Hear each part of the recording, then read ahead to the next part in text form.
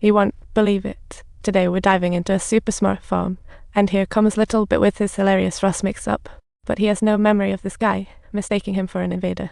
At that moment, robots spot many aliens. HQ instantly orders to treat these big geese as pests and act. As chaos breaks out, Elder Yan hurries to Little Bit. He lets Little Bit lead the team to escape, as he's familiar with Ross and remains calm around robots. Little Bit accepts the task willingly. Subtitle: Little Bit coolly leads the team's escape, dodging robots and using their attacks to break barriers. Right when they seemed to be home free, a robot locked onto him, and in a panic, Elder Yan jumped in front for a heroic block. Meanwhile, Ross returns to the hideout, anxiously awaiting Little Bit, and finds an unexpected popsicle. This winter is as cold as a freezer. He froze awake from hibernation in a tree hole, with other animals fleeing the frosty famine. The moment Ross hears the animals are in danger, he jumps into action, taking the popsicle with him, making sure all those about to. He didn't spare fear Songxing, and Ross is now at his limits. The shelter's full of forest celebs. The scene is complete chaos, but Ross is powerless and has to place all his hopes on the popsicle. Listening to the protests from the animals, Ross helplessly scolds, "Hey, let go of me. Don't touch my nose. I built this place and came to save you. I've tried hard to tell him to stop worrying about your lives, but he still recklessly saved you all." Upon hearing Ross risked his life to save them, the animals were deeply moved. Even Brother Zongxing, at the food chain's top, vowed to coexist peacefully till winter ends. At his command, he hugged the nearby mud tadpole. Others, seeing the boss, dropped grudges and chose to huddle for warmth. Ross used up the very last bit of his battery power and entered into shutdown mode, and as time gradually elapsed, the forest finally shed its wind coat. Grass lush and sunshine filtering through leaves, Ross revived with solar energy, first thinking of finding the big goose. After a scan, he found Little Bit in the flock. Little Bit is now certified by the geese, becoming a leader and finding belonging. This scene brings a sigh of relief to Ross as the mom, and at this moment, Popsicle happily rushes over and hugs Little Bit. Little Bit learns from Popsicle that Ross didn't leave. He stayed behind just to wait for you. Little Bit eagerly seeks his mom, but no matter how he searches, Ross is nowhere to be seen. Meanwhile, Ross stands alone on the runway, staring at the overgrown obstacles, and all the warm memories come rushing back. A spaceship lands suddenly, dispatched by HQ to retrieve him. Prosecutor Zhang stares at Ross, amazed he's rewritten his code.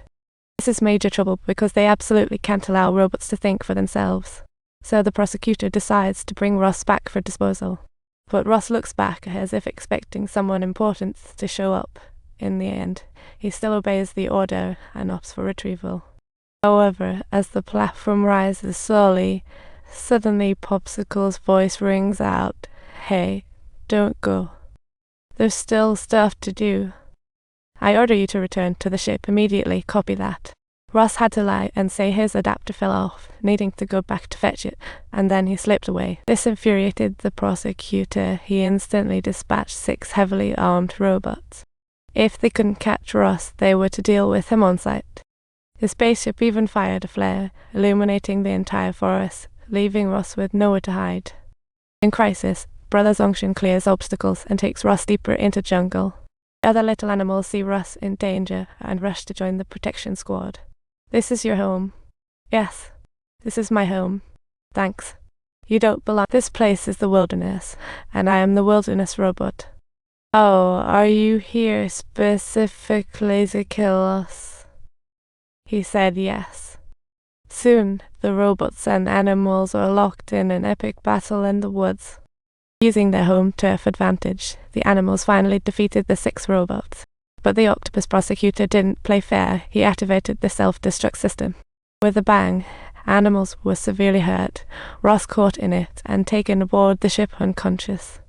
The forest also ignited in a blaze. Feeling helpless, Little Bit led the flock to charge in. As Ross neared reset, the ship alarmed as flocks of geese struck it, angering the prosecutor. The prosecutor activated the defense, firing countless shots at the geese. Yet they stayed, and Little Bit dove in. Subtitles: he ignored his broken wing, rushing into the ship to find Ross. Sadly, it was too late. Ross' system had reset. Little Bit, just like when he was little, rested his head on Ross's shoulder, hoping to wake him up. "I love you, Mom."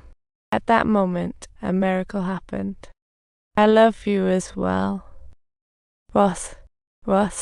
At that moment, outside the chaos raged on. Uncle Owl took advantage and caught a cannon, aiming it at the spaceship. Boom.